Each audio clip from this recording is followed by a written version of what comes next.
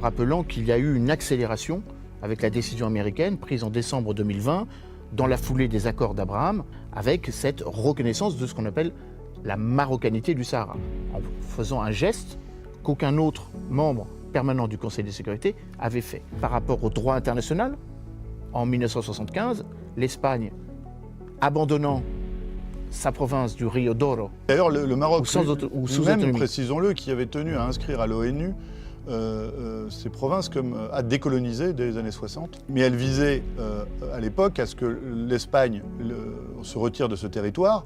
Et en fait, ça s'est retourné grâce à la manipulation de certains États contre le Maroc. C'est à partir de 1984 que l'Algérie a changé un peu la nature de l'équilibre en faisant reconnaître la présence au sein de ce qui est devenu ensuite, à partir de 2002, l'Union africaine, à l'époque l'Organisation de l'Unité africaine, la dite République arabe sahraoui démocratique, RASD. Le dossier a été cadenassé par l'antagonisme entre l'Algérie et le Maroc.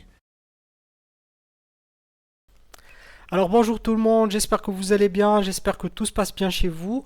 Dans cette vidéo, je vous propose de regarder un extrait d'une interview très intéressante qui a été publiée très récemment sur la chaîne YouTube Omerta.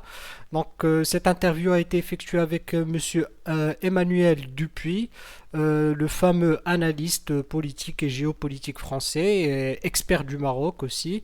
Donc voilà, c'est une interview très intéressante. Je vais vous laisser le lien en description bien sûr. Je vous invite à regarder en intégralité. Donc nous on va prendre plusieurs extraits puisqu'il s'agit d'une interview assez longue et extensive.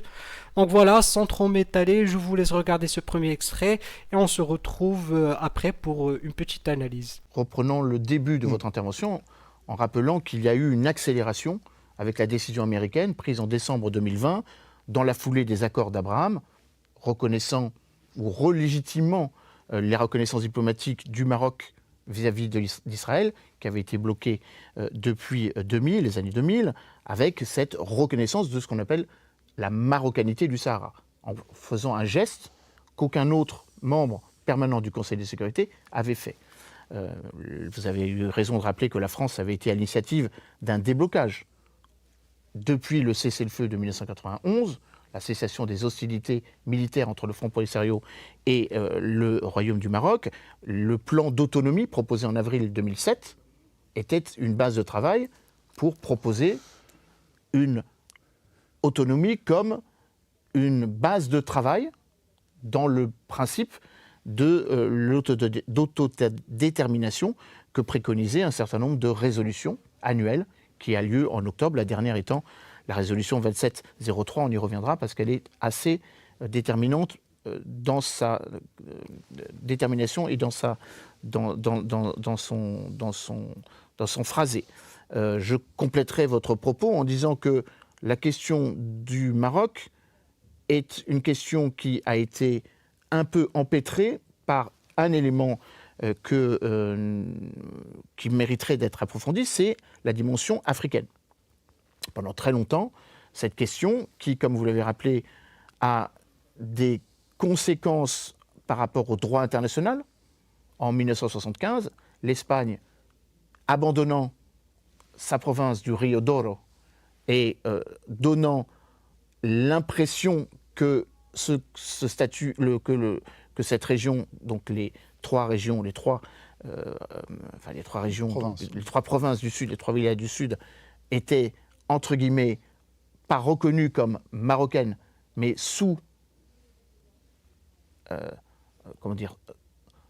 dans une logique d'autonomie, appartenaient et appartiennent toujours à cette liste des statuts des régions sans autorité.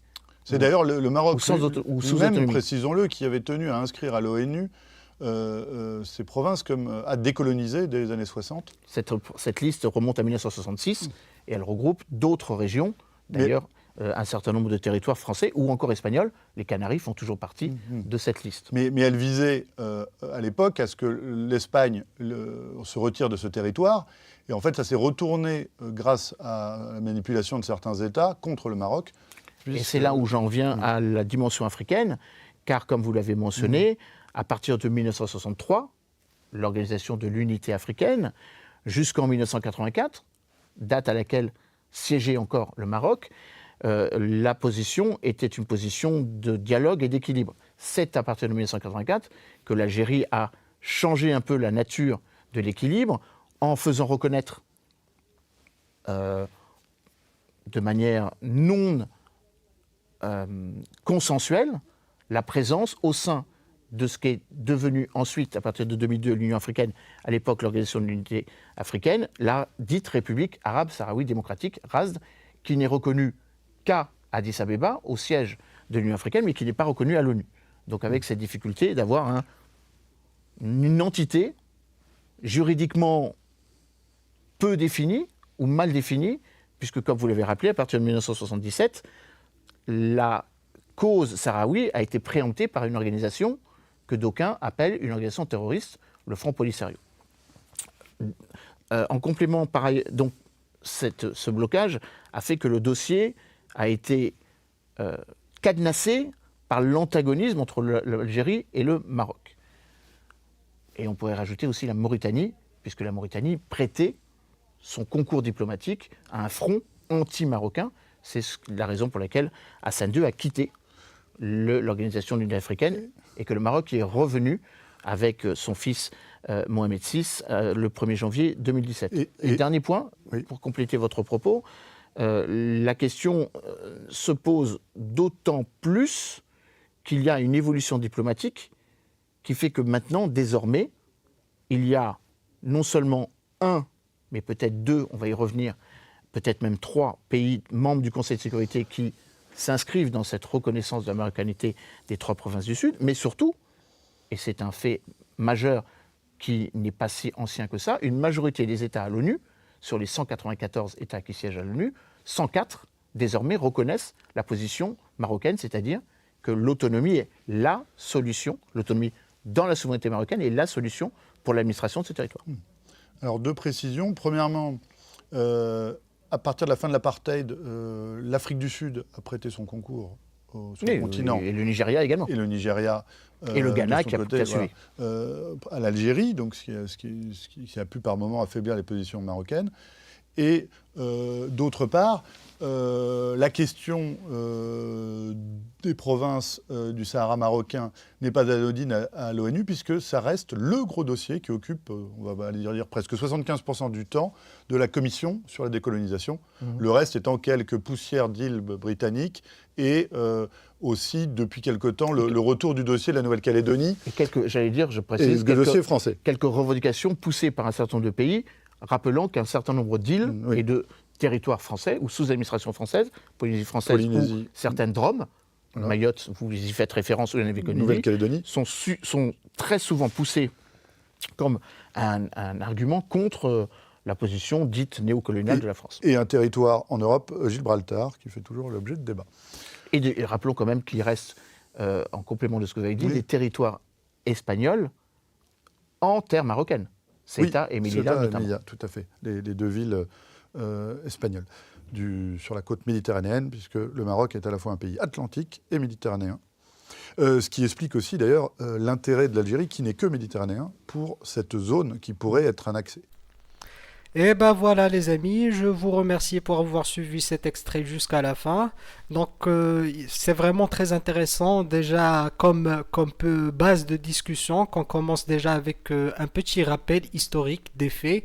Donc c'est assez résumé, c'est pas trop étalé sur les faits et sur l'histoire de la région et du conflit entre l'Algérie et le Maroc, non plus sur la décolonisation du territoire ou encore plus sur comment le processus de décolonisation qui a été enclenché par le Maroc contre le colonialisme espagnol dans la région du Sahara marocain et comment ce processus a été d'une certaine manière hijacké, qui a été pris en otage par l'Algérie directement, disons les choses. Donc pour eux, est transformé d'une façon pour garder le dossier aux Nations Unies et pour en faire d'une sorte comme si c'est le Maroc qui colonisait ce territoire et en faire un jeu complètement machiavélique.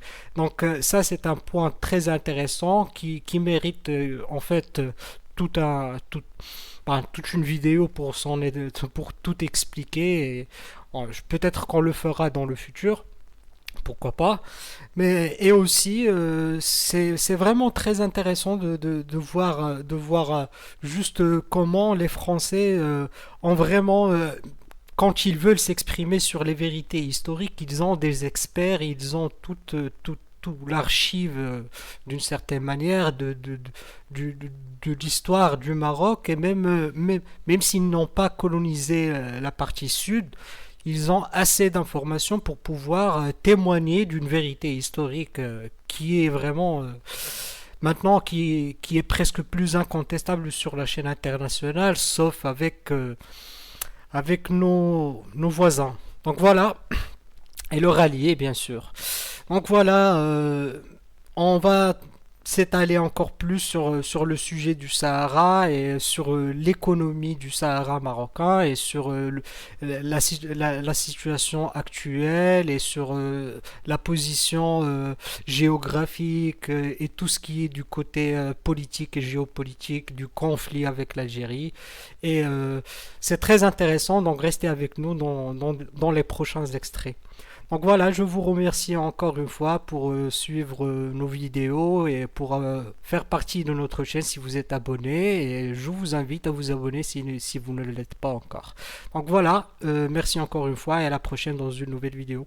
Au revoir tout le monde.